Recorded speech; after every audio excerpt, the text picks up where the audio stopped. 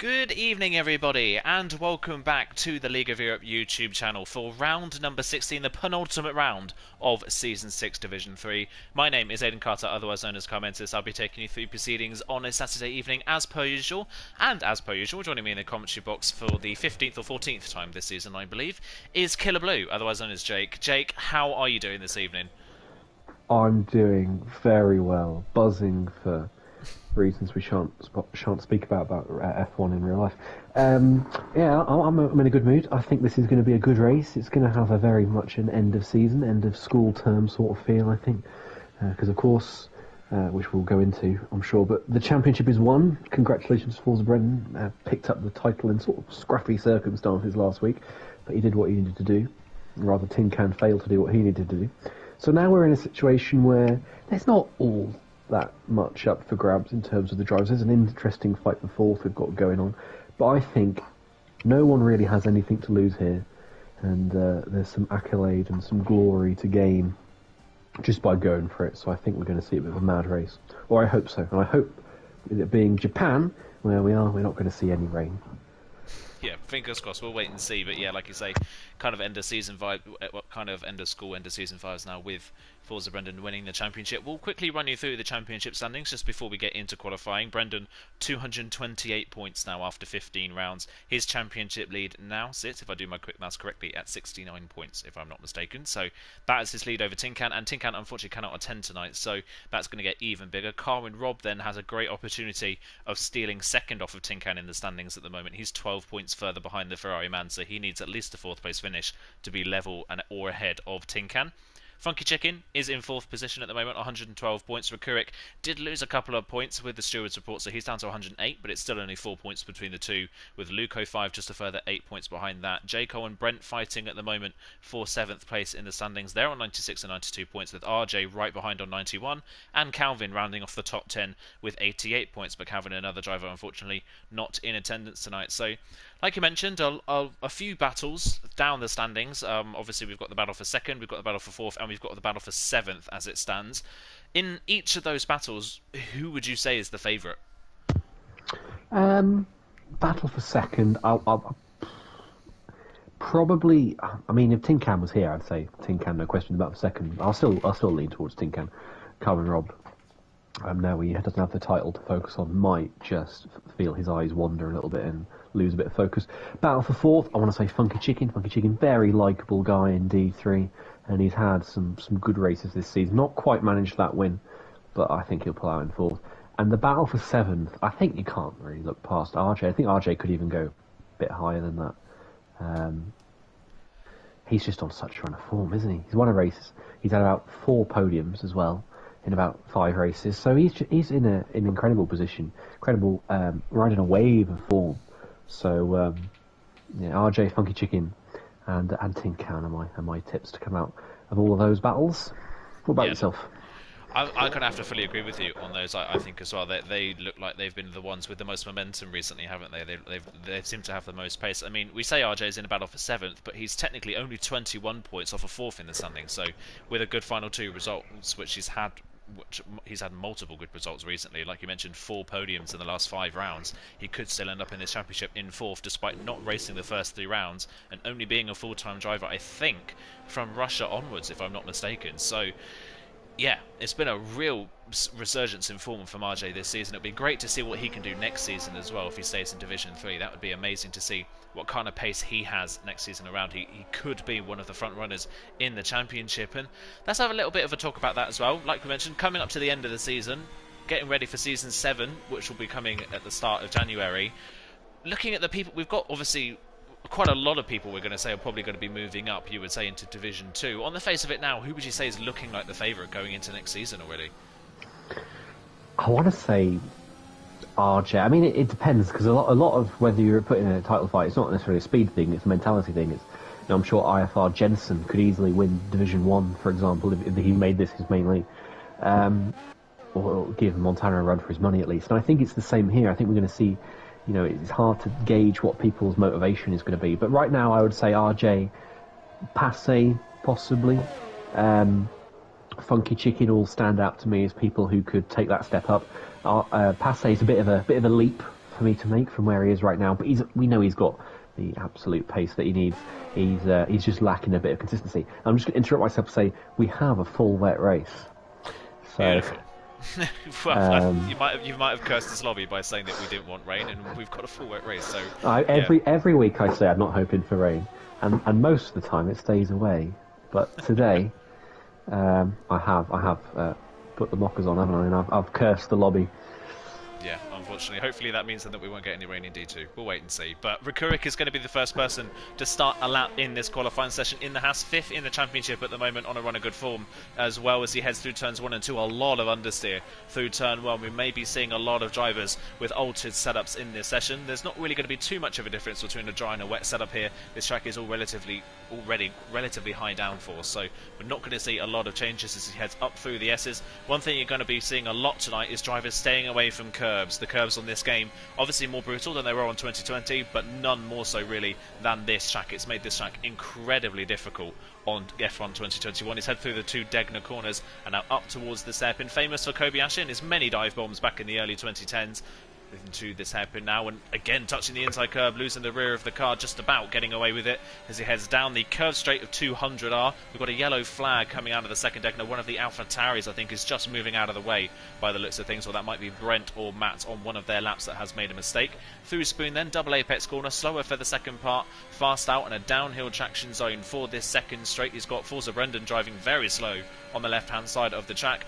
Up the hill and then in towards 130R, easily flat out in modern Formula 1 cars. You can keep to the left-hand side of the track for the shortest run to 16, 17 and 18, the Casio triangle to finish off the lap, hop over the curb on the right and the left. You can't cut that curb like you were able to in previous games. Downhill, no bump, but a lot tighter on this game through the final corner and up to the line. And it's a 29 flat for Rekurik, but we're expected to see times probably into the mid-28s, we would say.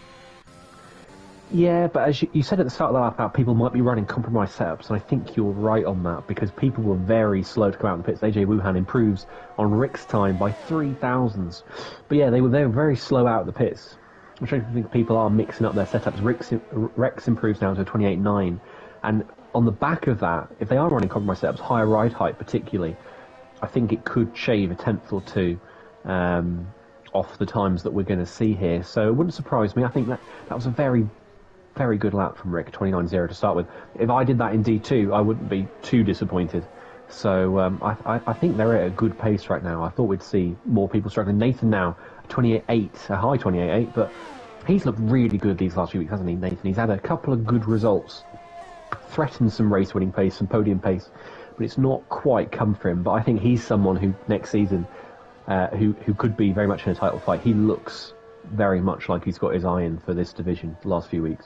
Yeah, he definitely does. Like you say, he has an amazing run at Mexico. Of course, ended up 4th in that race, but was fighting with the leaders the majority of that time. Just got detached from Rekurik and Forza Brendan, who were the faster of those 3 drivers in that race. But yeah, brilliant race from him. Luco Fire crosses the line. He goes P6 in the Ferrari. Just a heads up as well, we've got 2 new drivers here tonight. CRR AJ Wuhan in the Williams is one of the new reserves today, as well as CPI Red. He is not raced, I believe, this season. He was a reserve a couple of weeks ago. As Forza Brendan does his usual and goes to the top of the time sheets by 0.3 of a second. Forza Brendan to the front at 28.5, already into the mid-28s, and that, even if that is with a compromised setup, that's a brilliantly strong first run. He was very shaky last week, wasn't he, at Baku, but now Title 1, pressure off. Brendan is back to doing what he does best, and throwing a car around the track and decimating the field by 0.3 of a second, so no surprises there. To be honest, I wouldn't run a compromised setup here. I'd go all out for the qualifying and then just hang on during the race, because it's a high aero setup, a track anyway. You're going to be running quite high wings, 8.8, 8.9 as a minimum, probably, or even higher than that. So I don't think there's much need to change the setup, so I think Brendan's probably just running what he planned to run anyway. But Passe now second. We've got an REL front row. We're used to those, aren't we? But it's normally Brendan and Calvin up there. Calvin not here today, so I said Passe someone who could win a title next season. That's the kind of pace I want to see from him more often, because I know he's got it. But quite often, Passe, he overpromises and underdelivers. Yeah, it's a bit of a shame really for Passe, isn't it? He's obviously moved into Division 4 late and then moved into Division 3 just a couple of rounds later, and hasn't obviously been able to, well, in his time in League of Europe, he's not actually had a full-time seat for the full season in any season of League of Europe he's competed in, so he's kind of had truncated seasons every time he's raced in League of Europe. That's something he's looking to change next time around. J. Cole crosses the line and it's only a 31 flat. That is well off the pace for the man that currently sits in that 7th position in the Championship. He'll be hoping for a lot more, but we do know from J. Cole's many messages that we have seen over the past week that he does not like this track at all, and that's one thing to note as well. This track is very, very difficult, and one for these drivers that's a bit of a Marmite track, isn't it? It's, some drivers absolutely love it and other drivers absolutely hate it. I very much fall into the latter camp of the Marmite, and you know, you can't blame them really. I mean, as Trench goes invalid there on the exit of Degner 1, and that is one place where drivers will pick up warnings and cutting it as well. But yeah, the curbs I think really just add to the misery here. It's not a bad track necessarily to drive, but the relatively flat curbs through Sector 1, apex of 2, 3, 4, 5, all the way through the S's really, the inside of Degner as well, and the way the rear can step out on you there, they just add a lot of unnecessary jeopardy. That means you're spending more time trying to avoid the curb than you are just driving the track. Inside of where Trench is now, the second part of Spoon, it's another one where just kissing that inside curb can just send the back spinning away like a pirouette. And it just adds, as I say, unnecessary jeopardy that just means you overthink every corner because you're spending too much time trying to avoid the curve and not finding the optimal line. And just, it's an absolute mare, if I was to be candid. And I think if you took that jeopardy away, I don't think half as many people would hate this track as they do. I think it's got tremendous flow. It is a proper driver's track, but yeah, those curbs really take the fun out of it. Yeah, it can really spoil some people's evenings if it's difficult to stay away from the curbs. And like you say, this track it's actually quite narrow as well, so it is difficult to stay away from the curbs. The exit curbs, not as brutal. I think the only inside curbs really on this track you can use are the two at the chicane and the Casio Triangle. Apart from that, can't touch any other curb. And another thing about this track as well, it is incredibly bumpy, especially that hairpin. Even bumpier than it has been in previous games. That corner's always been difficult for traction. It's just become even worse on this game. There's so many bumps in the middle of that corner. It's so easy to lose the rear of the car. Carwin Robb, by the way, is on a really fast lap at the moment as he comes up towards the line, and a 28.4. He now goes onto provisional pole by a 10th and a half over Forza Brendan. That is a brilliant lap from Carwin Robb, and more what we're used to seeing of him. We've mentioned it a couple of times. He had a poor start to the season. He absolutely shone in the middle part of the season, and then kind of in the same frame as Tinkan, has just kind of fallen away in the last maybe 4 or 5 rounds or so. I'll just briefly come back to that because Rex dropped it at Dunlop and just illustrated what I was saying about where the back end can step out on you, and he's damaged his front wing there. Has IRT Rex. But yeah, you're absolutely right. I think Carwin Robb, he was slow to start, very strong in the middle, and then I think as the title has looked less and less realistic for him, I think so has his motivation and his focus waned as this season's gone on. But now there's no title at hand, now there's nothing to play for. Maybe that is an incentive for him to go at it for these last 2 races and pick up a couple of wins. We said Tinkan not here tonight either, so that's a big carrot that's dangled in front of him. Rickerick pops himself into third there with the 28.7. He's in cracking form lately as well. I think Rickerick very much has found some renewed pace second half of this season, and well, it's nice to see that even though we've only got a couple of races left, Carwin Robb, Rickerick, Passe, people are still going for this season, and Wuhan, our debutant D3 reserve, another one, pops into second on a 5.54, 5,000s quicker than Brendan. And say, I was worried we'd see some sluggish times here, people not really giving it their all, but it's nice to see so many drivers so committed in going for this race and targeting it as one they can win.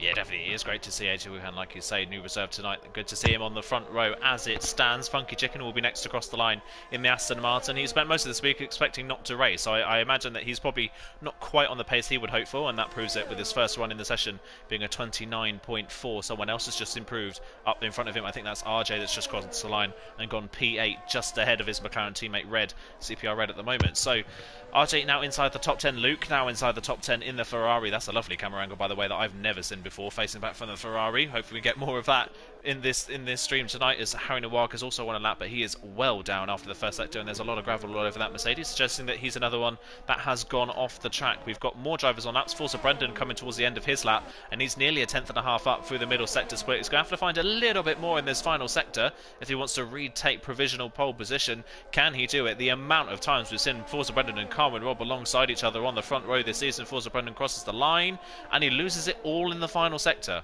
Very, very interesting. It's a very short final sector. There's only about 18 seconds worth of time in there, but Forza Brendan losing, well, nearly 2/10 in the final sector.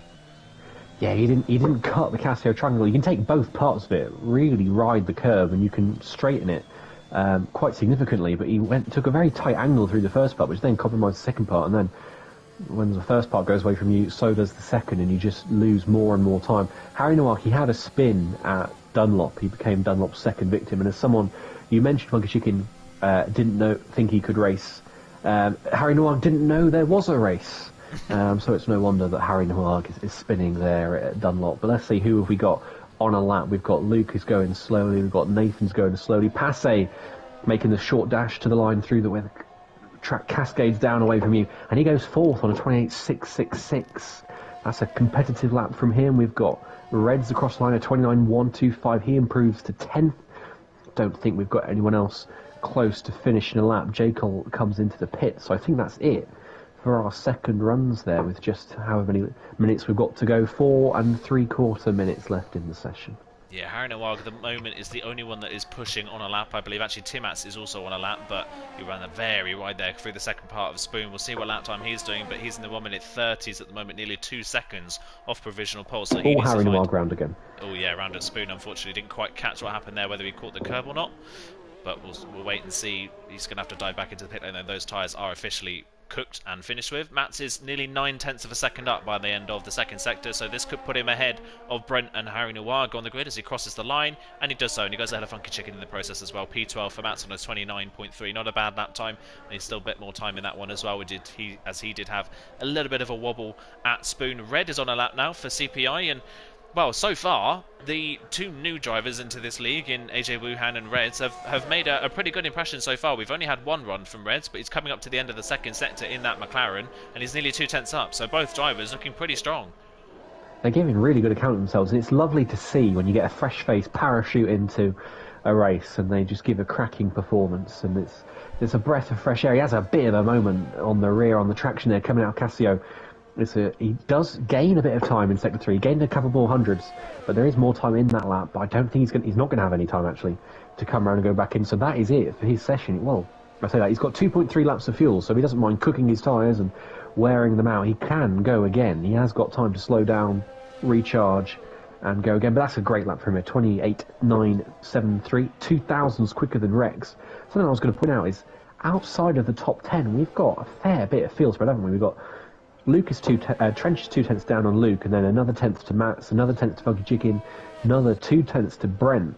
Normally, we're used to drivers being within a few hundreds of each other. The fact that there's 10th of a second, there's gaps, is not something we're really used to seeing in qualifying this season. And I think that is, those guys outside the top 10 are the ones who are very much not practiced. And Harry Nowak exemplifying that with his many, many spins today. Yeah, it's interesting to see as well that battle we've got for fourth in the championship at the moment. We've got 4 of our contenders kind of out of position. Luke's 10th at the moment. Funky Chicken, Brent and J. Cole were 13th, 14th and 16th, while Rikurik at the moment is up in 5th. So it's going well at the moment in that side of things for Rikurik. He's in a much better position quali-wise. J. Cole has struggled a lot this season in quali. He's either been around the mid-top 10 pace, or he's been at the very back of the field, having made multiple mistakes in qualifying. Brent as well, another one who had a great mid-season, and it's just kind of fallen away towards the end of the season. He had that absolute horror show in Baku last week. He just hasn't recovered really in the past 4 or so rounds. It's just not been the pace we're used to seeing. He was a consistent top 5 finisher. Maybe didn't have the out-and-out pace to go for a race victory, but again, another driver that's just kind of fallen by the wayside recently. He was someone who's really grown into the season. And I'm going to interrupt myself there because Luke had a horror show of turn 1 and 2. Completely messed that up. Got right on the curb on the outside of 1 and then was nowhere near the apex of 2. His last lap has already gone and he was the first one to start. But yeah, Brent really grew into the season. So he had a very strong mid-season, couple of podiums, and then he's just sort of faded away. It's a bit of a strange one. He's someone I just thought would keep improving, keep building confidence. It's J. Cole 7/10 of a second, 3/4 of a second he's found in Sector 1. So finally, I think J. Cole's going to go for a competitive lap. Have we got anyone that's close to the line? Rickerick improves, does he? Or is he starting a lap? I think he's starting a lap there. Forza Brent starting a lap as well. Where's Carwin Robb's first sector? Like, he's a 10th up, Carwin Robb, and he's already got over a 10th's advantage. So Carwin Robb's well on track here to cement that pole position. Yeah, looking very, very strong, isn't it? We've got a couple of people just coming around to start their final runs, and I think J. Cole is going to be the first person to finish. He's getting a tow from Harry Noir, but didn't really quite work for him, and he gets passing well before 130 hours. So J. Cole down through the second sector split. It's now a 1.5 up through the second sector split. He's finding a lot more time, but at the moment, that's still only a 29.5 as it stands. That would not be anywhere but the penultimate row of the grid, as he's a little bit wide in the second part of the Casio triangle, down towards the line. Where can he put that Mercedes as he crosses the line? P11 for the time being, but still not any closer to the top 10. Luke crosses the line. He's going again on the same set of tyres. Harry Noir has just crossed the line. Brent will be the last person to cross the line and start a lap. Carwin Robb is lost a little bit of time in the middle part of the lap, but he's still nearly a 10th up as he crosses the line, and he puts a 28.2 in. Brilliant time from Carwin Robb, a 10.5 up. Stunning lap time. His teammate will be next to cross the line. Trent, I believe, he's currently 12th, but he is off the pace. His session's over and done with. Nathan has crashed out in the early part of the S section. We've got RJ that will be next to cross the line. He's in the pit lane, though. He's not going to improve. Rekurik next to cross the line, currently 6th. Crosses in 5th. Where is Brendan going to go? Yeah, wow, what a middle sector. He's absolutely flying. Comes up to the line. It's not quite pole position by 6 thousandths of a second. Brendan misses out on pole position, and Carwin Robb holds it for the time being. I think Passe is the only other one on a lap at the moment. He's 2/10 up, but he's not going to be close enough, I don't think. This could be onto the second row of the grid, though it is. It's 4th place, just behind Nathan on the grid. We've got Brent and Harry Noir will be the last drivers to complete laps. I think Harry Noir is going to be the first of those to complete, but once again, Carwin Robb and Forza Brendan the stars of qualifying, and by 6 thousandths, Carwin Robb holds on. And that could be huge with a wet race. If they're so hard to overtake, no DRS, that could be huge for Carwin Robb. If he holds that through turns 1 and 2, that could be the race victory right there if we see no mistakes, although I would not put it past this division. But we've got remarkable field spread here. 8/10 as Luke improves to 8th place, but that's second lap on those tyres, but that won't matter if it is a wet start. 8/10 of a second covering the top 10. I'd say that's... I'm not sure if it's just... I'm thinking it should be, or if it actually is, but that feels a lot greater field spread than we're used to seeing in qualifying this season. 8/10 of a second between 1st and 10th, and then another 2/10 back to P11.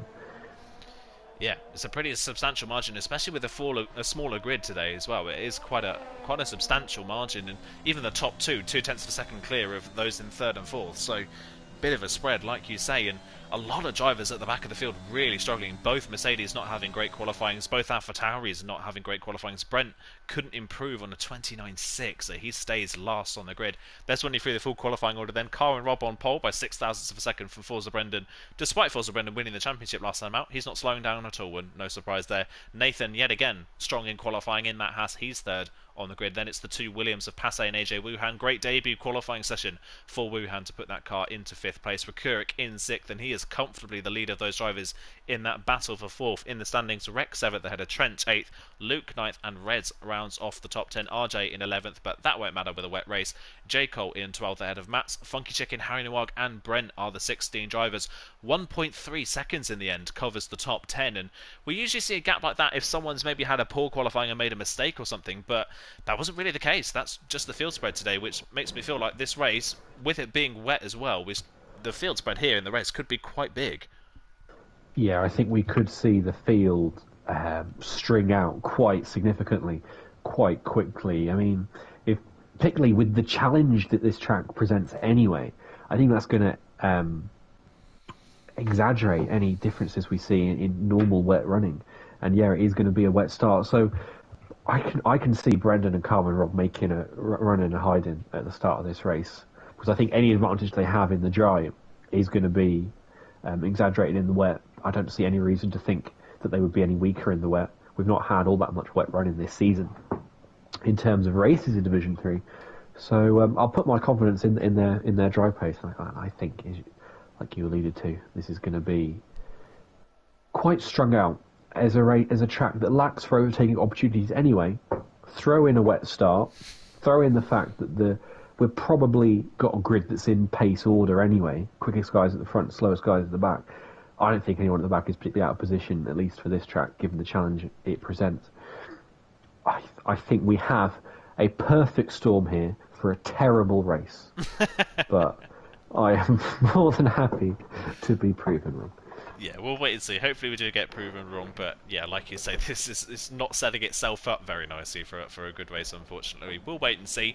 I mean, I did commentate at least over a Japan race here a few seasons ago, where well, it was Tinkan at the time. At the time, it was Ben JS won the race by nearly half a minute in the wet conditions around this circuit, which is the kind of gaps you can see around this track in the wet. It's an intermediate start, but by the sounds of it, it looks like it is going to get wetter as the race goes on. And Karin Robb immediately proving that the track is difficult to drive as he goes straight across the inside of the grass in the first part of the S section, losing the rear of the car. So it's not actually that wet on track. It's intermediate conditions. There's no real standing water, so it's not going to be too terrible of a track condition. The problem now, though, is that some corners that are, well, basically nothing in the dry now become... Ooh, someone else has spun down at the back of the field. Yeah, it was Brent. He had his rear tyres on the grass and he was power sliding through turn 5.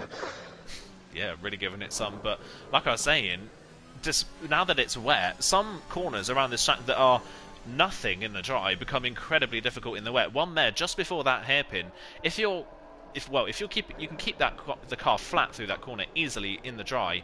In the wet, if you're even slightly offline, especially through 200R as well, the rear of the car can step out of you and it could be race over. Yeah, absolutely. There's going to be there's so much potential for mistakes. 130R is another one.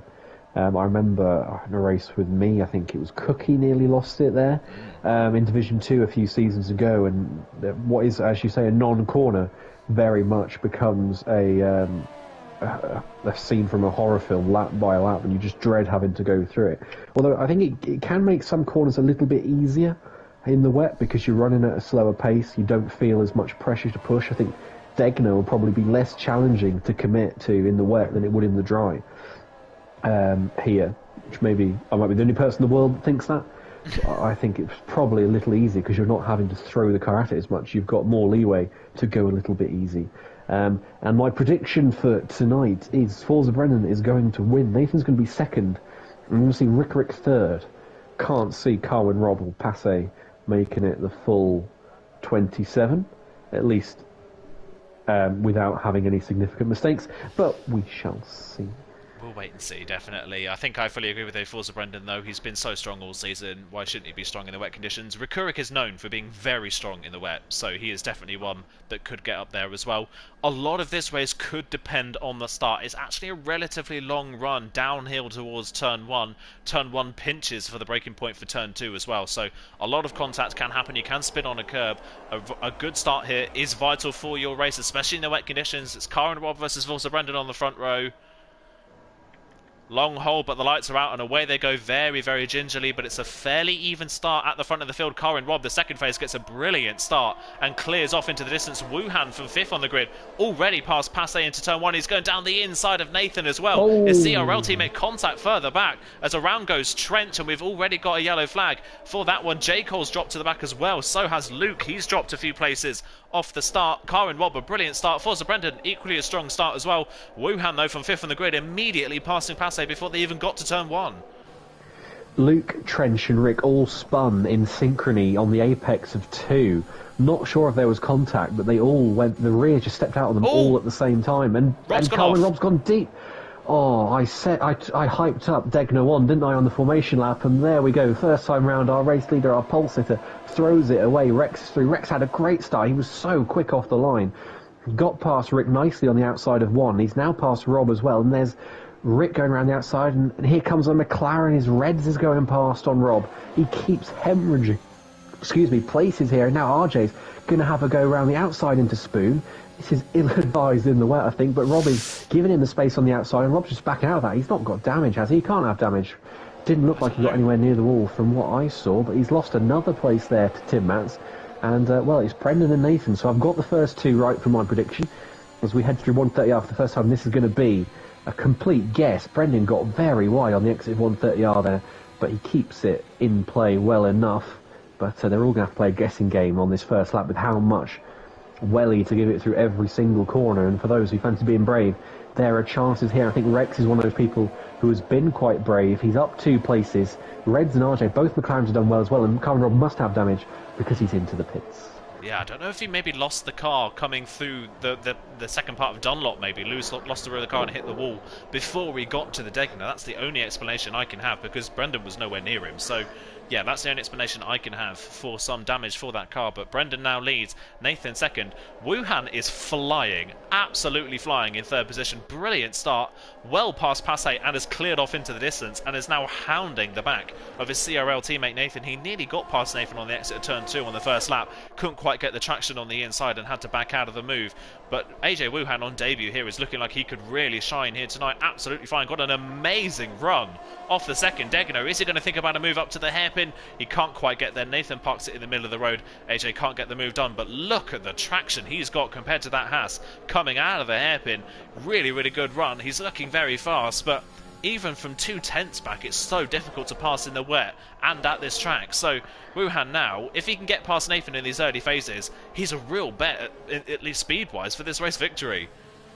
I think you're absolutely right. He's holding on to the back of that Haas like an absolute treat. And in fact, Nathan and Wuhan, both these CRL guys, I presume they're in a party together, because they're both underfueled the car, which could well be a masterstroke, because, you know, you're going to save so much fuel here, being in the wet, going so much slower, braking earlier, accelerating later. It's just easier to save fuel. So the fact they've underfueled the car, they're both very much in this for the win. And Nathan gets a little squirmish on the exit of the last corner there, but then Wuhan follows him through. Further back, the 2 McLarens actually are in very close company. Reds had a moment on that last lap through Dunlop. He got right on the grass on the outside of the corner. Harry Noir picks penalty. Here comes RJ into turn 1. And Reds, I think, is going to let his teammate go there into turn 1 and 2, just about, but then he nearly pushes him through the second part of that, what is effectively one long corner. But RJ's through. Harry Noir retires in the pits, and I think Reds is just struggling a little bit here in the same way that perhaps Nathan is compared to Wuhan, in the same way that Rex is, with Rick pushing him through Dunlop now. I think just some of these drivers are a bit more comfortable than others at the moment. Yeah, it does look that way, doesn't it? Rex was amazing in the first lap of the race, up 2 places, but for some reason in the last lap or so, he's dropped off the back of Passe completely. And we've got one thing to note here as well. It isn't that wet. We're on intermediate tyres. There's a lot of corners here. Tyre temperatures can be a factor. Oh, yeah, Nathan has gone deep into the hairpin, and look at that. Down the inside, Wuhan goes. They're going to be side by side through 200R. Who's going to get the best run through this corner? He's nearly up to the grass, is Wuhan, but because he's going around the outside, he can't keep the throttle planted, and Nathan just about holds on. We've got a yellow flag in sector 2. That is Reds that's gone round through 200R. We said that corner is nothing in the dry, but can catch drivers out in the wet, and Reds is the first to fall foul of it, dropping it through the corner. I think for his sake, he will not be the last. I think we'll see other drivers drop it in various places. Rick is within a tenth of Rex. Don't try that into 130R. Dear God, and he's off the airs. But yeah, Wuhan going at it into the last corner. I was wondering if these two were going to coordinate, be in the same team, probably in the same party with that shared fuel strategy. But absolutely no quarter given between them. And Nathan got a better exit there from the last corner. But this is giving Brendan a free shot at victory. Here comes Wuhan now on the inside into 1. How committed is Nathan going to be? If you run wide there, you're just going to understeer on the car and on the water, and the back nearly gives way from under him. And but Wuhan is through, and I think that is probably deserved for Wuhan. He's been hounding his CRL teammate like crazy these opening laps. And Rex and Rick, I think, will be the next position change that we're going to see, because Rick really is not letting go of the back of that Alfa Romeo. No, he really isn't. All over the back of Rex, and look at that, the understeer that Alfa Romeo gets through Dunlop, but Rick just can't find a way through at the moment. He's basically pushing that Alfa Romeo through these corners. 2 drivers, by the way, that have had great starts to this race, both AlphaTauris. As I say that, Brent's just gone wide at Dunlop and has let Funky Chicken through, and Luke's going to go clean around the outside as he gets up towards the second Degner. Oh, Rick's going for it. Yeah, Rick's going for it down the inside. Rex is going to try the switch back on the exit of the corner. Rick got a terrible run on traction coming out of it with that deep line, and Rex is straight back in front once again. And what this is doing is Rick's going to try again up towards Spoon as he's on his ERS. Going to look to the inside line, but the braking zone's not deep enough for him to do that. He stays in 6th, and all that is doing is now letting RJ to close back in. And RJ, ever the race merchant, up 4 places already, is staring at possibly making another couple here as Rick gets another great run. This time is down the inside up towards 130. 130R, but Rex seems to have a faster car in a straight line. As they head up towards the corner, Rex holds the place, and again Rekurik can't find a way through. He's going to think about it towards the Casio triangle. Rex defends the inside, but Rekurik does the switchback down the inside. He has to take a really tight line through the chicane and loses the rear of the car in the process. It was worth a shot, but Rekurik still can't find a way through. That was some incredible bravery from Rick to keep his car for as long as he did up the inside on the run to 130. I think Rex is running slightly lower wings because he did just outdrag the Haas as they came towards 130R. But you can see as soon as they get anywhere near a corner, Rick just closes right into the back, and Brendan's lead up front now 3.5 seconds. Wuhan isn't pulling away from Nathan at all, is he? And Passe is being towed along nicely here. So we've got a couple of trains going. We've got Brendan all by his lonesome, Wuhan, Nathan and Passe for one. We've then got Rex, Rick and RJ all in close company. And then we've got quite strung out behind them. So already the lap 5 of 27, we're seeing the gaps that we kind of feared at the start of this race starting to emerge. Yeah, well, Funky Chicken very wide at the second Egloo in the background, but just about gets away with it. I was going to say, Brent was having a great start to the race, but he's just pitted to have a front wing change. The other AlphaTauri, though, of Timats, has had a brilliant start to this race. He's up to 8th from, I believe, 13th on the grid, and he's now closing in on this battle for 5th place. Of course, Timats, the one podium this season, I think, in that crazy race at Budapest, as Brent has spun through Dunlop, but had a brilliant race then, and then since then hasn't finished, I think, above 8th at any point in this season. But he's looking pretty strong in these conditions as well, closing in on the back. Again, Rekurik trying to get the run on Rex, but that Alfa Romeo is so strong in a straight line. You mentioned it in qualifying, some drivers may just stick a dry setup on and hope for the best. Rex seems to be one of those drivers because his car's just too fast in a straight line at the moment for Rekurik to do anything. Yeah, it's a very tricky track to overtake on the best of times, let alone in the wet. So if you can get a good qualifying position by running a dry setup, you've got lower wings. Unless you make a mistake, so you've got to have some confidence in the job, but unless you make a mistake, there's no way for Rick to go through, because you get Urs back so quickly in the wet. Rex has got anything, he's got everything he needs just to bat Rick away here and hold on to the position, because he's got track position, and that is absolutely king on this track in these conditions. There's no chance of overtaking unless there's a mistake. So Rick can get as close as he likes through these S sections here, looking back from Rex. Cracking view, seeing just how close the front of Rick's car gets to the back of the Alfa Romeo. And Rick went right over the gravel there, and he's picked up a penalty for his troubles. That is a huge and costly mistake for the Haas man.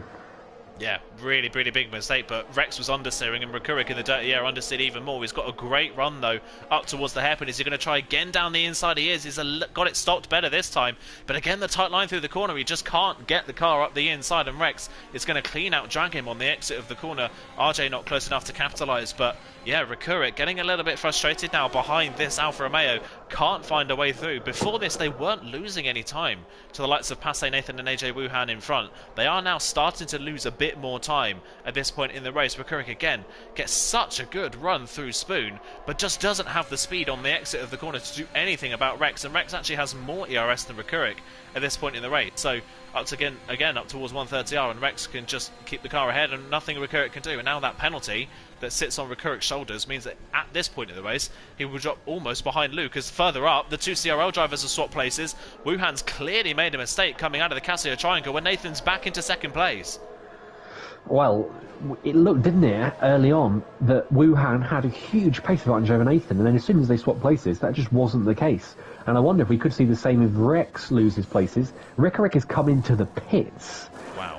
So that's interesting. I presume this wasn't going to be a no-stop race, so maybe Rick is thinking two-stop, or just a very offset one-stop, we'll see. But yeah, I think we could see that, like, if RJ gets past Rex as it is now, he's the next one in line. It might just be that RJ can't get through. It's just Slipstream it's doing its job in keeping people in touch. And then as soon as they swap places, just rolls reverse, and the guy who was in front is suddenly the quicker one. Because, Nathan was slower in front of Wuhan, and then Wuhan was slower in front of Nathan. It's an odd one to call, really, to judge the pace of some of these drivers. One thing a lot of drivers talk about in wet conditions is reference points, and I think maybe having a driver in front of you is a good reference point to see what the grip is and what speed they're running, and you can kind of match your speed to them. But running at the front on your own may cause you a little bit of a problem. The one driver it's not at the moment is Forza Brendan. We're on lap 7. He has a 6-second lead. Now, there are many points this season where Forza Brendan has had dominant races, but if he continues on in this race like this, there is every possibility that Forza Brendan could win this race and have a pit stop in hand over the field as Wuhan again gets to the back of Nathan up towards the Casio Triangle but can't find a way through. I think the one driver at the moment now that is most frustrated out of these top 4 is Passe, because Passe can keep quite close to these 2 in front, but as they start to battle and hold each other up, Passe is starting to get held up now as well, when Rex and RJ are now actually starting to close back in again. I don't know if Passe will be frustrated or thankful, because he is hanging on to these guys, but he's not exactly hanging close, is he? 8/10 of a second back. And Nathan and Wuhan have had very scruffy. Nathan was very scruffy through 130R, and then both of them were scruffy through the start of the S's. And Passe's not really capitalised. I think their scrapping is helping Passe more than it's hindering him right now. It's keeping him in play, but it's the same behind. I think people are overdriving at the moment, trying to attack, trying to defend, trying to force an opportunity. They're overdriving the car, taking compromised lines through some of these corners. And it's really showing in terms of the pace difference between the guy in front and the guy behind, and also between Brendan, who I think is the reference point for everyone right now. He's just driving a clean race. He's not having to think what's behind him or in front of him. He's just driving the track as it is at its optimum. The fact that Nathan and Wuhan and Rex and RJ are squabbling over the same bit of track and trying to force mistakes and avoid them and cover off the apex and whatnot, I think it's making these guys look slower than they are, because they're having to compromise themselves just to hold on to a position. Yeah, definitely is that way, doesn't it? One thing interesting to note, Reds has now put on a set of medium compound tyres, which is interesting. One thing I was going to say, these conditions remind me very much of Division 2 Imola, where the rain is coming down, but there's barely any rain at all when the track surface isn't that wet. So it could switch to slicks at any point. Just rode on board with Reds there, and slicks at the moment, definitely not the case. He's losing a lot of time, especially through the S's, but it's not out the question that could be something a little bit later on. If it stays intermediates though, these conditions won't be good for the Inters. There's not a lot of water, the tyres will be overheating. Rikurik could have pulled a masterstroke here. If these drivers can't get these intermediates the whole race distance, and Rikurik can get these intermediates to the end, he could have a massive undercut on some of these drivers here. He's out on his own at the moment, crosses the line, comfortably the fastest lap of the race in a 40.7. I think before that a 41.4 was the fastest lap of the race. So Rikurik in clean air is miles faster than anyone else, including our race leader at the moment. Yeah, it's an odd one. I can't imagine the Inters could go the whole race, so I can only assume that Rick's idea was do 7 laps on one set of tyres, as Wuhan gets very close through Degner 2 there to Nathan. Do 7 laps on one set of tyres, 20 on the other, rather than trying to do 13 and 14. And try and force something that way. So Reds gets a penalty. Is he coming back into the pits, change tyres, or possibly even retire there? Yeah, it's a very strange one. He's on a 40.79, as you say. The next fastest lap is Brendan's with a 40.9. After that, we've got Funky Chicken on a 41.1, Matt's on a 41.2, Luke on a 41.2. Those 3 guys are actually the quickest on track right now. And look at Rex's queue now that he's towing along.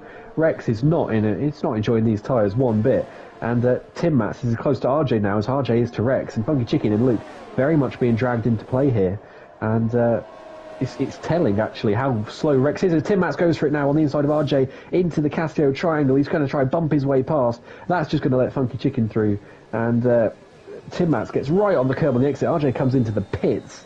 That was very costly, attempted an overtake from Tim Mats, but as I say, it's telling that Chicken, Tim Mats and Luke were actually the quickest guys on track, bar Brendan, until Rick came into the pits, showing how much clean air was doing for them.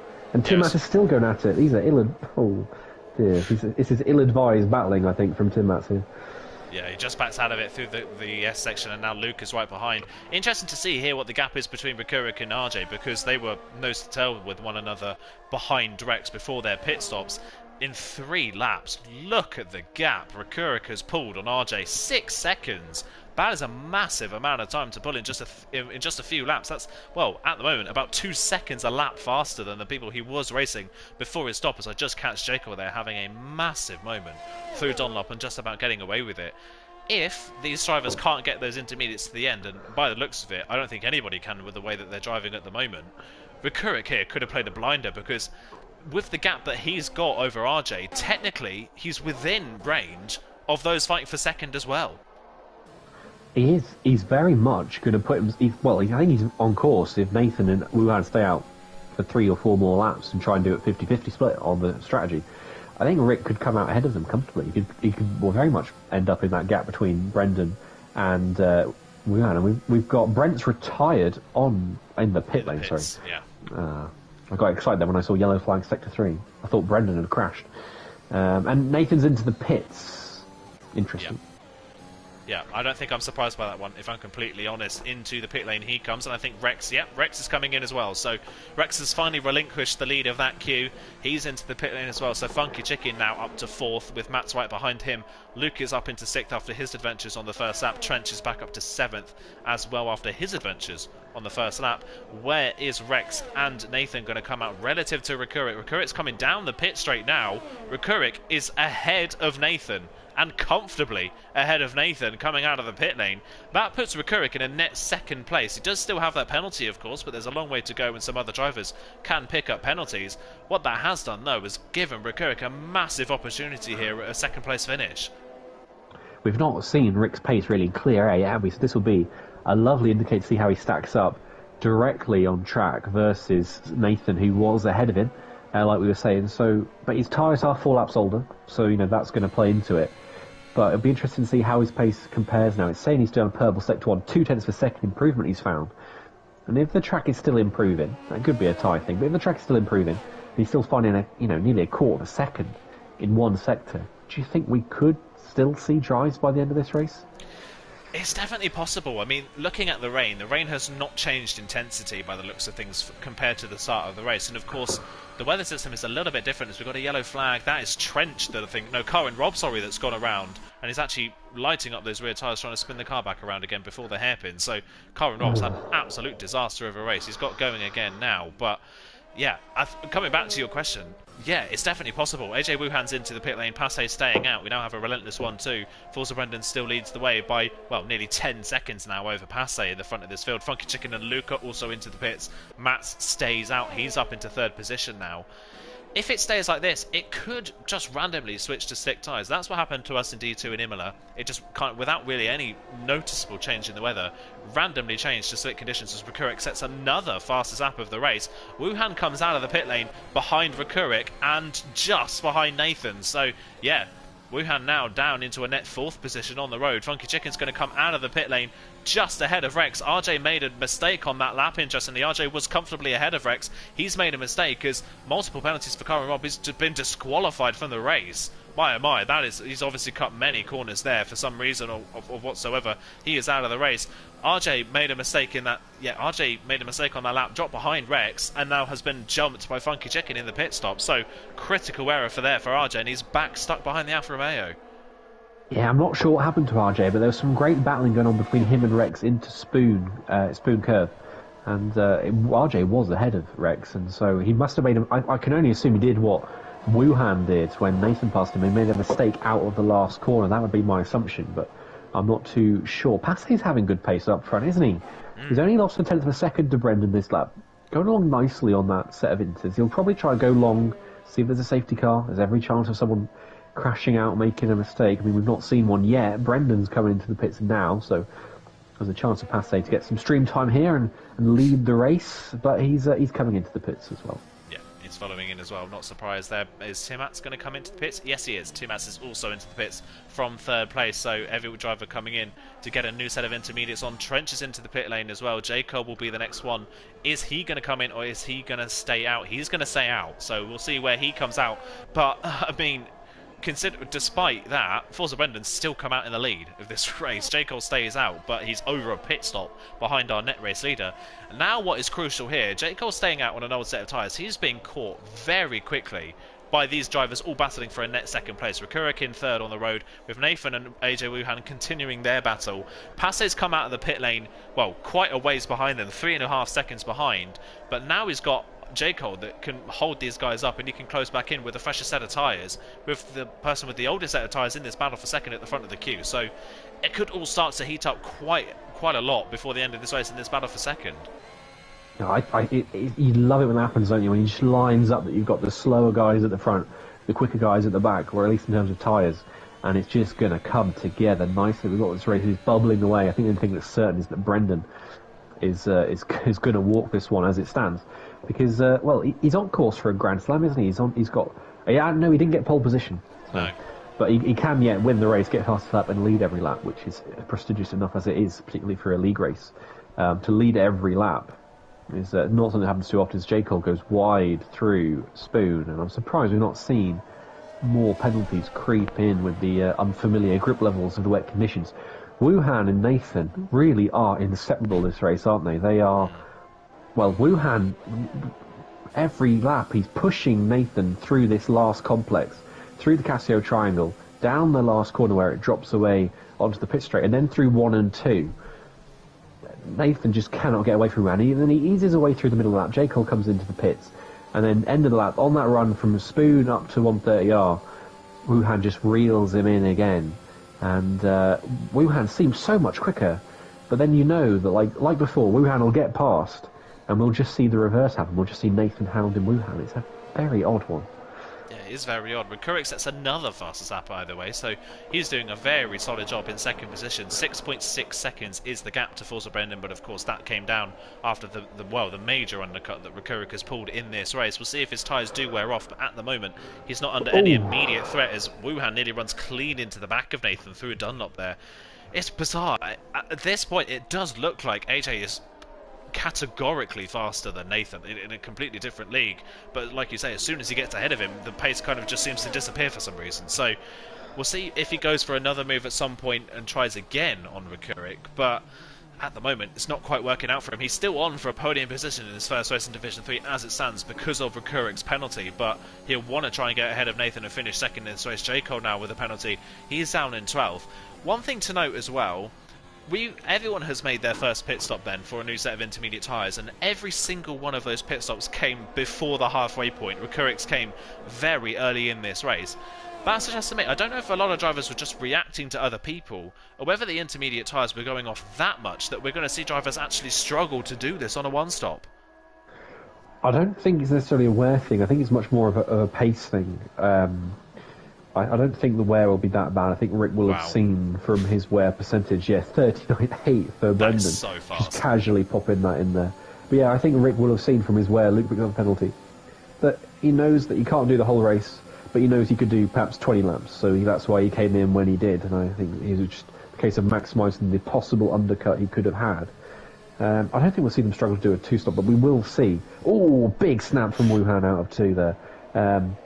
We will see some significant pace drop-off, I think, for the likes of Rick, who did just come in a shade earlier compared to those ahead of them. And I think that's exemplified there by Brendan's pace advantage. And again, Wuhan touches the back of Nathan through Dunlop. Nathan just doesn't have the confidence off some of these corners that Wuhan does. Yeah, doesn't really seem to have confidence, like you say. I'm wondering whether the pace that Wuhan has, because he's looking so fast in some of these corners, that when he does get in clean air and is on his own and not being held up, he's then starting to cook his tyres a little bit. I'm wondering if actually being behind Nathan is actually keeping his tyres in check a bit more, making him look faster than maybe he actually is when he gets in free air. What it is doing is allowing Passe to close back in. The gap's now 2.3 seconds as Reds retires in the pit lane, unfortunately. Passe's closing back in and is dragging Funky Chicken with him. So Funky Chicken had an awful qualifying session by his standards. I think if I remember, well, we can check by the position changes, but I believe he started this race 14th on the grid, if I'm not mistaken. Yes, he did. He's up 8 places in this race. Up from 14th to 6th in a race he didn't think he was going to attend until, well, half an hour before the race started. This has been a brilliant comeback drive in the wet around a track that you can barely overtake on in the dry. In the wet is nearly impossible to overtake on. He's just, well, without really being noticed, slipped through the field. It's been absolutely super from Chicken, hasn't it? He's a very quiet performance, but yeah, he is up there, 8 places gained. So, and I wouldn't put it past him. I mean, Nathan and Wuhan look like they could trip over each other at any moment. Rick's tyres may well go off, and he is falling into the clutches of those behind him fairly rapidly. Passe, bit of an unknown quantity, very quick, but could go off the boil because he does make mistakes, much as I don't like to see it. And Wuhan, again, getting very close to Nathan through Dunlop. There's more places to be had here, Funky Chicken, absolutely. And I do want to note, with Red's retirement, everyone who finishes this race now gets a point at least. So there's an incentive there. And I'm just going to go back to Rex and Luke. Rex was very slow off Dunlop, and I think if that straight had been much longer, Luke would have had a chance into Degner 1. He nearly has a look into 2. Rex has to go defensive. He goes very deep, and they collide, and they're touched into the wall. RJ's going to go through. Has RJ got enough overspeed to have a go on Rex? No, he's not. And Timmats gets through there as well, but I couldn't call that in real time, but it looked like that was 6 of one, half dozen of the other between them. And I think Timmats is actually going to have a go at RJ here, potentially down towards Spoon. Timmats had some ill-advised overtake attempts early in the race, and he'll see half chance. Pop a whiff of an overtake, he's going to try and take it. But I think that might have shaken Rex a little bit, because RJ all over the back of him now. Yeah, definitely did. I was on board with Luke when that happened. It did look on board from Luke that he just kind of drifted left, as Rex drifted right. Like I say, they met in the middle. Amazingly, I think they've both gotten away with it with no damage. They did both have wheel contact with the wall. I think they just basically pancake slapped the wall with the tyres and didn't hit it with actually any bodywork of the car. So by the looks of it, they might have gotten away with it, but now RJ has all the incentive to get past Rex. He's spent pretty much the whole of this race stuck behind this Alfa Romeo, just can't find a way through. He's had great pace. He could be up with Funky Chicken right now, but the time they've lost stuck behind this Alfa Romeo is just costing him so much time.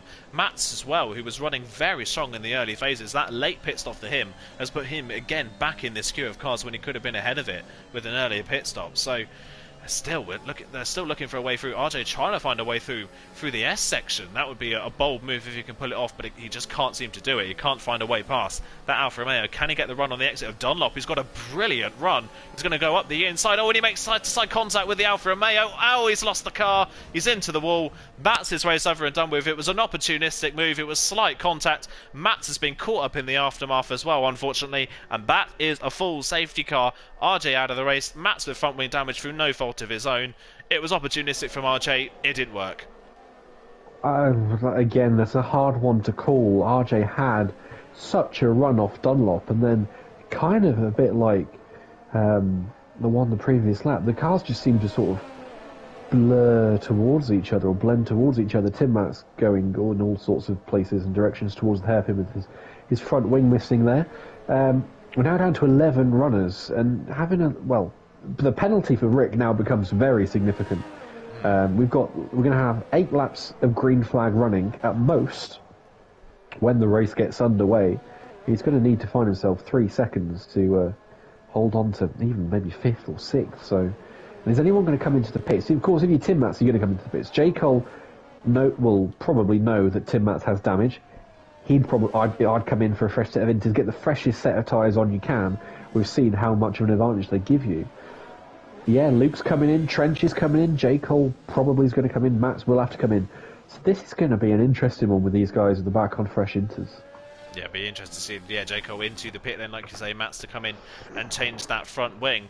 Yeah, going to be interesting, especially now that they're all going to be bottled up behind Rekurik with the oldest set of tyres comfortably in the field by at least 4 or 5 laps in this race. The oldest set of intermediate tyres, and he'll be second on the road. Forza Brandon won't be too pleased that he's had the safety car come out and wipe out his entire lead, but as it stands right now, I don't think he's got too much of a worry. He can just get going at the safety car restart and again drive off into the distance. It's what the likes of Rekurik and Nathan can do to try and keep up, but at the moment I don't think they'll be able to.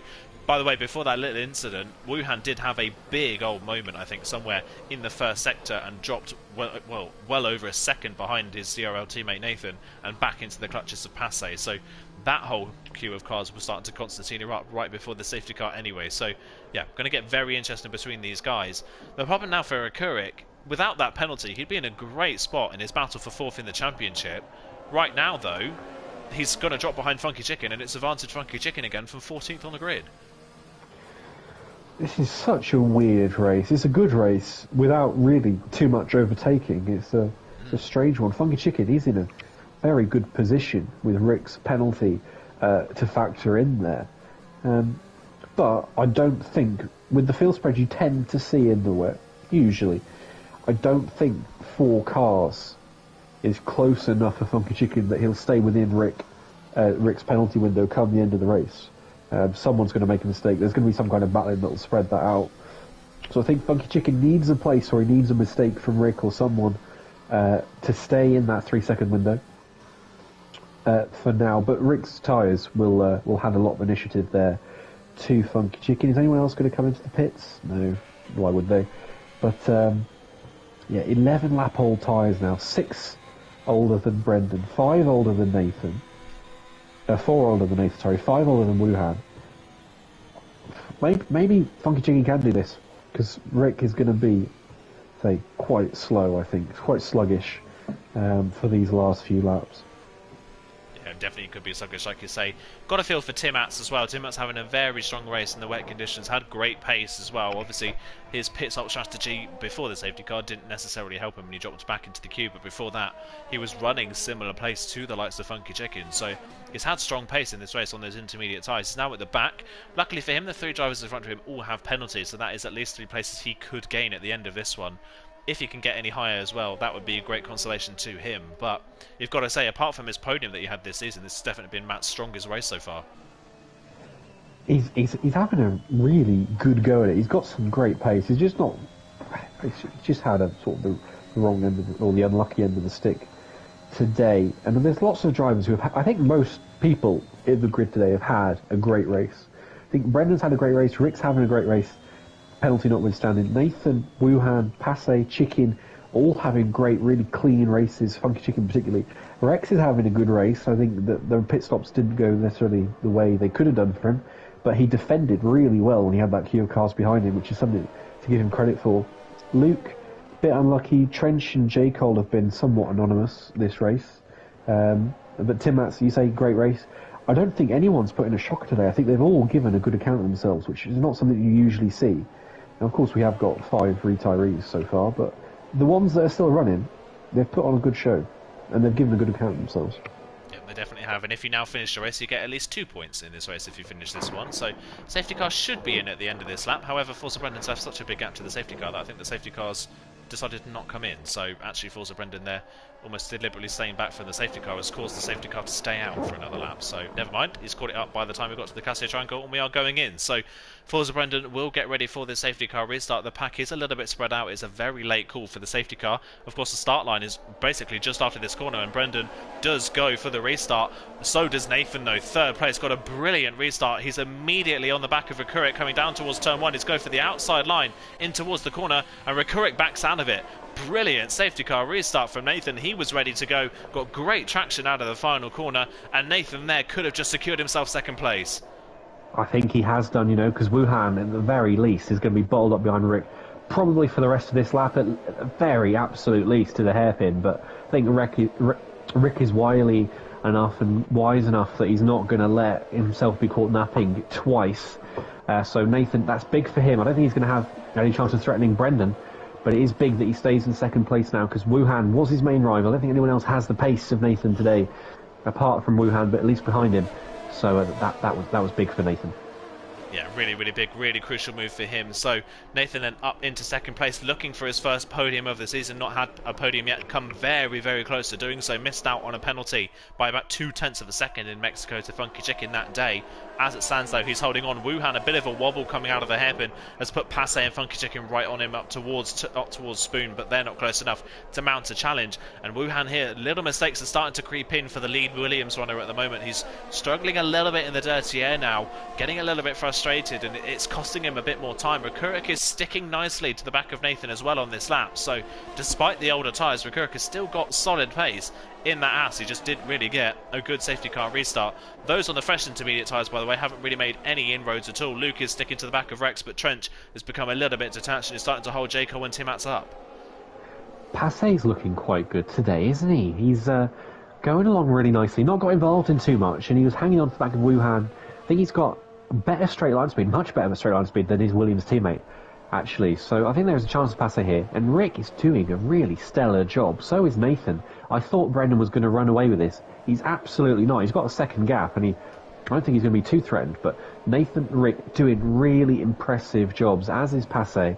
I am singing the praises of every driver in the field today, but I think they've all done such a great job. And Rex, back where he's used to being today, hounding off a car that's within a couple of tenths of him. And again, he makes a little mistake on the exit of Dunlop. Luke's right onto him, but the run towards Degner isn't long enough. But Rex, he's the master of keeping cars behind today, or at least keeping cars within 2/10 of him. And he can't seem to get a break from just towing someone around. And Luke goes for it into the hairpin there. Rex left the gap, and he's going to try to take the higher line, get straight attraction towards Spoon. And he's running lower wings, but that was nearly an accident again. You can just see the little hesitancy on the throttle. Drivers don't know when exactly they can floor it.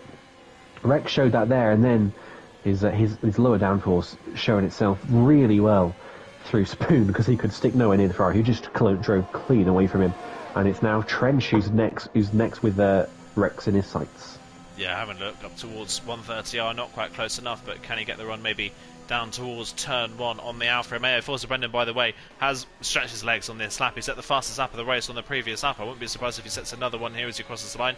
Not quite, but he did a 39.3 on the lap previous to this one. He's now 1.8 seconds clear at the front of the field from the two Haas cars. Trench within 0.2 of a second of Rex down towards turn 1, but not quite close enough. Can't make the move through. By the way, J. Cole, I don't know what on earth happened to J. Cole at the end of that last lap, but he was running the throttle and the brake at the same time, coming out of the Casio triangle, and lost 5 seconds, which was really, really odd. So I don't know if that is some sort of controller problem for J. Cole, or whether he just plain simply ran with his brakes on. Not quite sure, but that's put him at the back and very detached now from the rest of the field. Forza Brendan, though, just continues to pull away. One of the Williams was very wide through. Rex now picks up a penalty. I think it was Wuhan, was very wide through Dunlop, just about gets away with it, but he's dipping a wheel into the gravel left, right and centre, and still closing in on the Haas cars. It's all starting to Constantina up, and it looks like Rikurik is faster than Nathan and Passe is faster than Wuhan, but they just can't find ways through at the moment. I think that's the effect we were talking about, that when you're in front you just look so slow, and then as soon as you're behind another car the pace just seems to light up for you, and Rick showing that really well. Passe getting even closer to Wuhan now, Funky Chicken as well. I'm so baffled by the pace of this race. Wuhan looks so quick for so long. Now he can't get anywhere near Rikurik, who's on tyres 5 laps older. I'm just baffled. I'm baffled as to where the pace is at in this race. I'm completely baffled as well. Luke has caught these guys already as well on his fresh intermediate tyres, and we've completely missed it. I think Rex and Trench have had a moment because Timmats has got past the pair of them and is now back up into 8th place, so he's now set free from behind those drivers. J. Cole with another penalty coming out of 130R, interestingly, so he's really struggling with some understeer. On to lap number 23 of this race. 5 laps to go in the Japanese Grand Prix, the penultimate round of the season. Forza Brendan leads by 2.3 seconds. Nathan still runs in 2nd place. Rikurik right behind, but sticking very, very closely. AJ just can't really get much closer than 8/10 to the back of Rikurik, but Passe and Funky Chicken and Luke all right behind, and Matt starting to close in on this queue as well. So yeah, really bizarre. Like you say, the pace of this race has been all over the place for some of these drivers, but the one driver it hasn't been all over the place for so far is Forza Brendan. He's again just cleared off into the distance. I don't want to roast, but I think the other one is J. Cole. J. Cole's looked firmly out of sorts today, hasn't he? But he would be the first to admit he hates the track, and has been at no pain to tell everybody that is the case. And Rex and Trench getting past Rex into Degner 1, but then got a penalty for his troubles on Degner 2 on exit. Rex has been in the wars today, hasn't he? He's just keeps slipping down, and he slipped down again, lost another place there. So he's had a very strange one. He kept everyone behind him for so long, and then you lose one place, you lose another, your head starts to go. And Rex now down to 10th place, but he's on very old inters, to be fair. Everyone around him is on 7-lap fresher tyres. Speaking of that, I wonder if Luke can make any moves in the last few laps. He's got a big advantage over Funky Chicken, who is on 6-lap older tyres ahead of him. So there's places here to be had for Luke. And I think, well, who else is on fresher tyres? Passe's on slightly younger tyres than those around him. But I don't think that counts for too much, really. I'm contradicting myself, but Ricky's going so nicely on those 15-lap, 16-lap now tyres. I don't think, really, it makes too much of a difference. It seemed to make a big difference first half of the race, but Rick is showing second half that, you know, the tyres are hanging on quite nicely. They don't seem to be overheating. Or if they are overheating, they're overheating for everyone the same. So, yeah, I'm just generally baffled by this race, you know. I can't think of anything insightful to say about it because I'm just so confused. Yeah, I think that's the word of the day, isn't it? Confused. This race has been very confusing. I think, well, we thought this was going to be a boring race. It's been anything but a boring race. It's been a great race, actually, but yeah, confusing is definitely the word. It's been up and down and all over the place. Mats is still closing in, by the way, on this queue of cars in front. He's now 1.8 seconds behind Luke and has actually just taken 2/10 out of him through the Deglers. So Mats is looking pretty strong again at this point and is within penalty range as Rex and J. Cole come together. Oh, it's Rex just lost the car, I think. Rex all by himself. He just hit the wall. Yeah, that dry setup that he may be running worked in the early phases, but at the safety car restart he had all of the fresh tyre runners behind him on the road, and he's just plummeted at the safety car restart, unfortunately for him. So that dry setup that he is running seems to be now not working. Not working at all, and well, I suppose running the dry setup in the wet and then getting a good qualifying position and then just trying to hold your own for the rest of the race. It really depends on the temperament of the driver and the ability of the driver, and the consistency is the main thing that you are able to put up with the fact that you're going to have someone behind you. And another penalty for Rick. Oh dear, that's going to drop him all the way down to 9th place, I think. He's going to lose a place on track who has here. Won. He's going to lose he's going to lose a place on track. Wuhan down the inside for turn 1. Can he get the move done? Yes, he can. Rikurik backs out of it. Wuhan's up into 3rd. Back up. Oh, Rikurik hits the back of Wuhan, though, through turn 2. They just about get away with it, but all of a sudden, Rick's pace has fallen away. He's picked up another penalty, which will drop him behind Timats as it stands. It's all falling apart for Rikurik in these last few laps of the race. Again, advantage swinging Funky Chicken's way in the battle for 4th in the standings. He's going to be up at least another place in this race, up to a top 5 finish from 14th on the grid in a wet race. That is a brilliant comeback from the Aston Martin man. Now can AJ Wuhan get past Nathan? These two have been inseparable all race. Nathan got a good safety car restart and managed to get a car in between them. There's no longer that car there, and they've completely dropped the rest of the queue.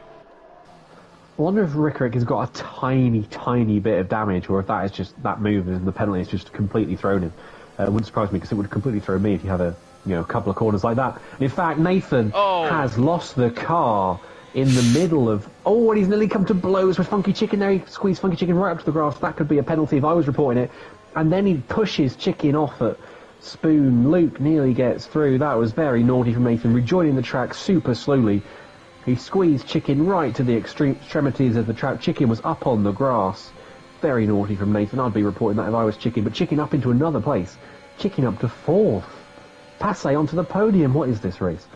Yeah, I don't know. I don't know what this race is. It's been up and down and all over the place at the moment. We have got 2 laps to go in this race. Wuhan is finally set free with just 2 laps to go in this race. He is now comfortably in that 2nd position. And it's looking like a double Williams podium as it stands with 2 laps to go, as J. Cole sets the fastest lap of the race, interestingly. That is very bizarre. Where has that come from? J. Cole, the fastest lap of the race. I think he used up all of his ERS on that lap, but fair play. He gets the fastest lap point as it stands, and that's by 1/10 of a second. So just to make this race even more confusing, the man that struggled the most in the race now has the fastest lap of the race. So a little bit up and down and all over the place as it stands. See if Nathan can gain back any of those places after that mistake, but he's got Luke right behind him now. Mats is close in on this queue as well. It's just fallen apart for the Haas drivers in these last couple of laps. I was just scanning through the drivers you were talking there, and I hopped through Nathan as they were on the apex of 3, and with Luke rather, and I just saw Nathan nip ahead of Luke going through turn 3. So I wonder if Nathan made another mistake there on the exit of 2, and he was just had enough of an advantage that he could squeeze Luke out into 3, because they seemed to be very close together. Rick and Passe got quite close to the exit of the hairpin there as well. Rick's tyres are really showing their age now, aren't they? He's got a 5-car trained for company. Yeah, he's the new Rex of the lobby. It seems, unfortunately, tonight, recurring those tyres.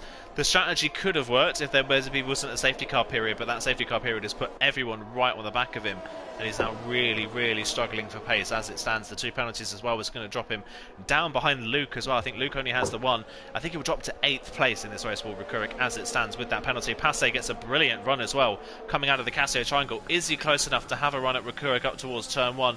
Not quite by the looks of things. He's not going to be close enough, but he doesn't need to take take the risk. He has the podium in his sights, and actually he broke so early for turn 1 that he nearly completely wiped the front of Funky Chicken out there. That was very, very close. They get away with it, and further back behind, Luke is still trying to think about a move on Nathan. Can't find a way through, and Mats is there as well, ready to pick up the pieces if anything goes wrong. We're on to the final lap, and Forza Brendan still leads by 3.7 seconds, and just to prove the pace that Wuhan had while he was stuck behind everybody, he's now 3 seconds clear of Kurik. Brendan's not put a foot wrong, has he? It's been another Verstappen-esque performance. I like comparing him to the man whose car he drives. He's, I think he's had a lot of good races this season. This tops a lot. J. Cole has spun at Dunlop, so that caps a madcap race to him. But yeah, what a performance from Brendan. He's built up a lead not once, but twice, and he's thrown. Well, no one's really thrown anything at him because he's had so much pace in hand just to bat them away. And Rick, I want to give a shout out to him for managing those tyres for so long. And actually, no, Aiden, I said Nathan second, didn't I? Oh, I thought I got the top 3 spot on. I said Nathan second, not Wuhan. But I got first and third right, and the CRL driver came second, at least on track. So I'm going to take that as a victory, even though third is going to be someone different when we see penalties. But it's going to be Forza Brendan. For what is this, the 6th, the 7th time this season he is going to cruise across the line, and that is a big high five to Forza Brendan. He wins the Japanese Grand Prix by 2 seconds in the end because he slowed off by such a margin in the end. Passe on the podium for both Williams drivers. Funky Chicken, what a recovery from him from a poor qualifying to 4th. Nathan's 5th, Tim Matt's 6th, cracking race for him. Luke 7th, Rick down to 8th in the end. It didn't come together for him with those penalties. Trench 9th, J. Cole 10th, and Rex 11th. I apologise, Aiden, I spoke so long there. I took your job.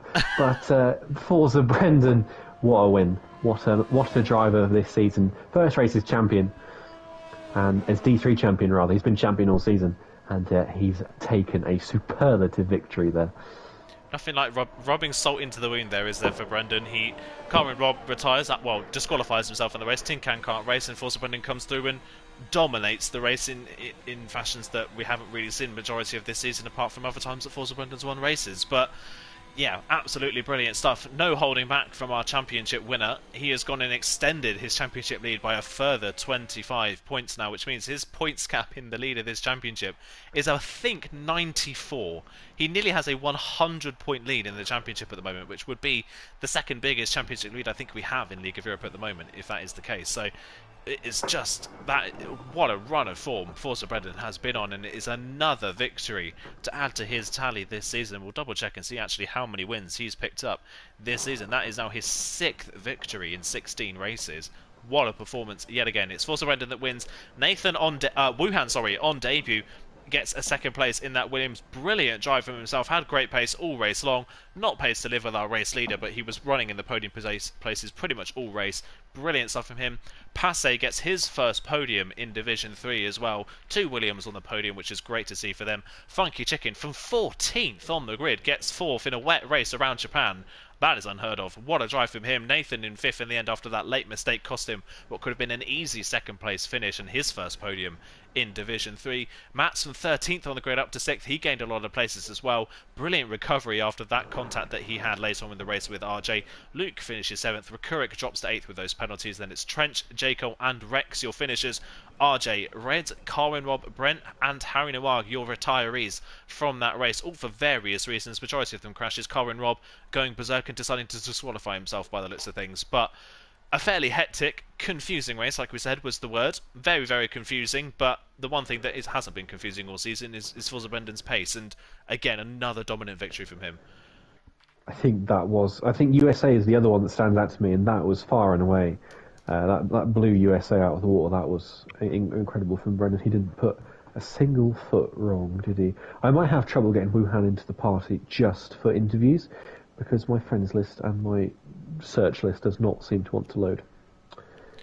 That is a shame, but hopefully we can get him in before we round off the stream. We will wait and see. But in the meantime, our third place finisher has joined the party, so we'll start off third and we'll probably work our way up through second and then into first position. Passe, first of all, how are you doing? How are you feeling after that race? Honestly, I'm out of breath. I wasn't breathing from the safety car restart. I didn't breathe. Yeah, I'm not surprised. It was a fairly hectic race from yourself. talk us through kind of a little bit. Obviously, you noticed it was a wet race when you went into qualifying. You had a very strong qualifying as well, by the way, a great qualifying performance from yourself. What was your thoughts about a wet race? Was that something you felt you could succeed in, or would you have preferred a dry race? Well, to be honest, last Sunday I had a wet race in Japan and it did not go well. And my setup for this week was very, very like low wings, and so I thought to myself, well, a wet race is just gonna like destroy my hopes of having like being able to use that setup. So I just put wings near maximum.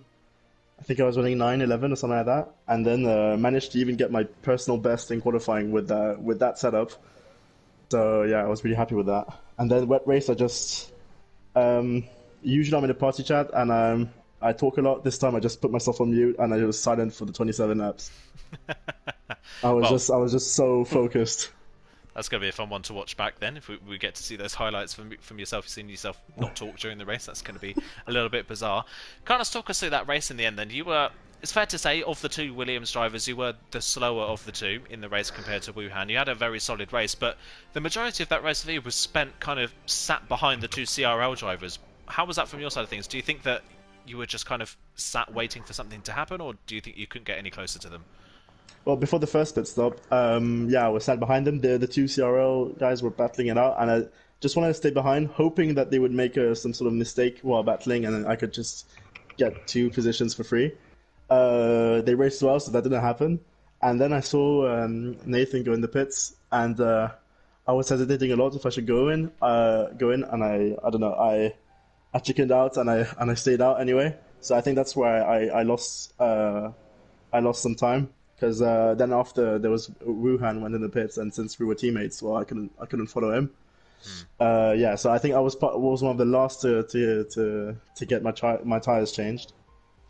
Thankfully, I came out in front of Funky Chicken, and I got to catch back up to the front runners.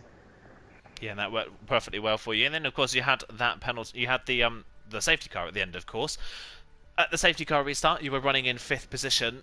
Did you think a podium was on the cards, or what were you realistically expecting after that safety car? I thought I should not give up. I should just focus on not making a mistake. Then the result will come. So I was just focused on my driving. First of all, no mistakes, because in order to finish first you have to finish. So I was just focused on that. Yeah, fair play, of course, and obviously in the end, that works perfectly well for you. I've known personally that a podium for you at the end of this season has been your target, and you've now reached that podium. What do you think you can do at Brazil? Is that a track that you think you can succeed at as well? Well, I hope so. I haven't raced a lot there, but for now it's not looking that great. So Japan was really my chance to achieve that podium. But who knows? Who knows what could happen? Yeah, who knows? Fingers crossed. Fingers crossed for you, and we'll wait and see. But congrats on your first podium of the season as well, and hopefully you can carry that into Brazil. We will move on to our race winner, Mr. Forza Brendan. First of all, we're going to have to start charging you for coming into these parties, because I think we'd make a minute at this. We'd make a minute at this point. You've been in here so often. And that race, we mentioned it on stream a couple of times, maybe apart from USA, is probably your most dominant performance we've seen all season from you. What a drive. How was that from your side of things? It was great. I really loved it. I think that was my first ever race in the wet on this game as well. I've never really haven't driven on the wet tires before, but I've driven plenty in the previous games. So racing in the wet is something I always enjoy, because I kind of feel like it settles me down a little bit, because I know that I don't know, like everyone else is on edge, so I kind of feel it's my time to actually kind of just try to settle down and relax. And while it was nerve-wracking in the first lap, I just loved it. I can't really say anything else. It was just a lot of fun. I know probably it would have been a lot more interesting if I'd have started last or something, like a lot of D3 wanted me to do. So, but I promise I will do that in the next race. So probably there's a chance I won't be in the podium interview as well for that. So let's see what happens.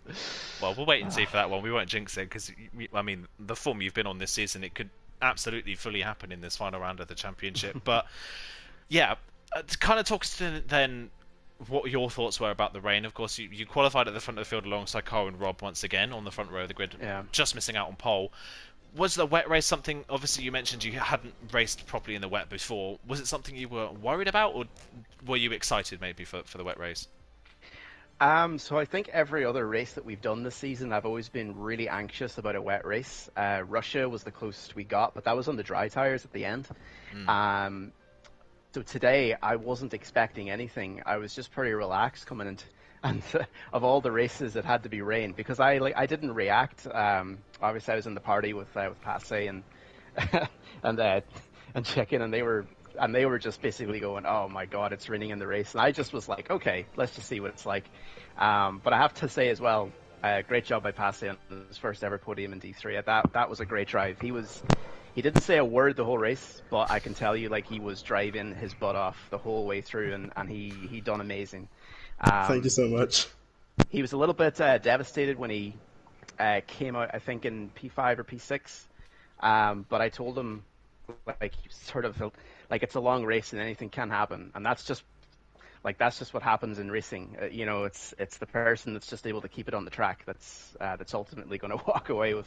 You don't need to be quick or anything. You just need to keep it on track, and that's the main thing. But yeah, I don't know. I'm absolutely roasting. I've got a heater on as well, and I'm dry as hell. So it's crazy. I don't know what else to say. Yeah, I think the only thing I can ask you now, I think I've asked you every question under the sun at this point. I think the only thing I can ask you now, we've got one round to go. Of course, you've mentioned, you've already said it on stream now that you're going to be starting last in Brazil, so Yeah. you can't now go back on that. How are you feeling about Brazil as a track? Do you think you can get somewhere near the podium, or is it a track you maybe aren't too fond of? Yeah, it's a track that I really like. I don't know if I have the pace sort of versus other people in terms of, like, there are people that are very, very quick around that track, but I think probably I would say I do feel very, very comfortable there. I think I've done like an open lobby session with Jake and a few other guys. Jake was rapid around there, so he absolutely torched me around Brazil. So I don't know where that pace is coming from, but that was a good sort of way to actually experience the track on this game. And but I'm just going to really relish it, whatever happens. It's the last race of the season, so I'm just going to try and enjoy it like I did this race, and hopefully, who knows, I can win from back of the grid, but we'll see. Yeah, that would be a way to rub salt in the wound for what's been a dominant season from yourself. Jake, is there anything you'd like to add? I don't really have a question because that was a very low-key Saturday night drive for you. But I would say you are an absolute madman for saying you enjoyed that. 27 laps in the wet around Japan. You are bonkers. That's all I have to say. Cheers. I'll take that as a compliment. Thank you. Yeah, I mean, like, the rain can, it can be fun if you make it. Like, it is obviously scary at times, but around here, it's just, I don't know what it is. I mean, Mexico is the same. You just got to keep it off the curbs, and that's it. You'll be fine. So if it rains in D2, you guys know what you've got to do. So. Oh, please don't manifest that for us. We don't want it at all. But thank you so much again for joining us in the party, and we will move over to our second place finisher. And what a debut race in Division 3 for yourself, Wuhan. Congratulations. How was that race from your side of things? Oh yeah, thanks for having me. Appreciate the invitation to join the league. Really appreciate it. Yeah, I thought it was a good race. Happy with the result. Finished a bit higher than I thought it would, to be honest, after the safety car, and felt I could have overtaken Nathan even without the spin. But yeah, it was good. It was a good race altogether. Yeah, talk us through that battle with Nathan in the end, because a lot of the first half of the race was focused fully on that battle that you had with Nathan.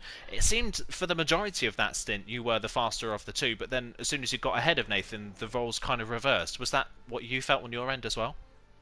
Yeah, I think part of it is Nathan's still, relatively newish. I'd say a couple months newish to the wheel. I've sort of been using it for a lot longer, and I think Sector 1 I was a lot stronger and I could sense it every lap.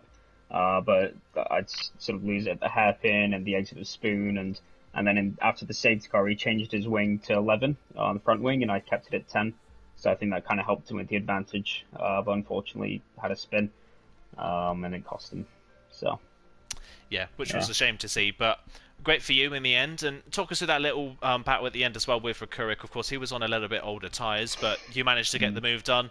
Was that race critical for you? I mean, of course, you could have stayed behind him and picked up the podium on penalties, but did you want to get past the Haas anyway?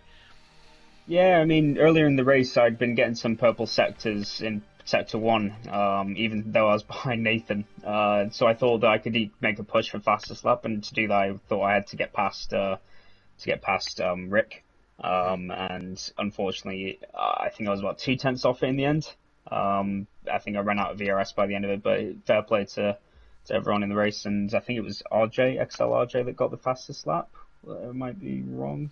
I think J. Cole in the end. XL J. Cole. Yeah, got the fastest lap in the end. But yeah, still a great performance from you, especially on a debut in Division 3 as well. Jake, is there anything you want to add? If he's there. I don't think he is there, unfortunately. That's it. I was going to say. One thing from my side of things, I'll say, if you are obviously called up as a reserve driver for the final round of the season at Brazil, is that a track you think you could see that succeed at as well? We'll see. It's not one of my stronger tracks, but you never know. Japan is also one of my better ones, so I feel like I maximise what I could do there, especially in the conditions. But I think it'll be another good little race to be in if I could get called up. We'll see. Yeah, we'll wait and see. Hopefully that will hopefully work for you. We'll double check, see if Jake is there. Jake, are you there? Yeah, if you ask me something, I apologise. I just had to run for something. But I'll say congratulations, Wuhan, on the debut podium. It's Yes. you only get one first race, so you had an absolutely cracking one. So congratulations. Thank you. Brilliant stuff. So, thank you to all three of you for joining us in the party today. Thank you for putting on a great show for us as well. We worried it was going to be a bit of a boring race, but it definitely wasn't that in the end. So, thank you guys for putting on a show for us. And thank you everyone as well for tuning into the Division 3 stream as well today. You can go back and watch this stream. You can go back and watch Division 1 and Division 4 as well. They've all taken place while Division 3 has gone on. Divisions 2 and Divisions 5 will be taking place in about 10 minutes time. So, you can tune into the League of Europe YouTube channel for those divisions. Thank you so much everyone for watching. Thank you to Jake as well, my co-coms as well. We will see you in a week's time for the final round of Season 6. Thank you very much, and goodbye.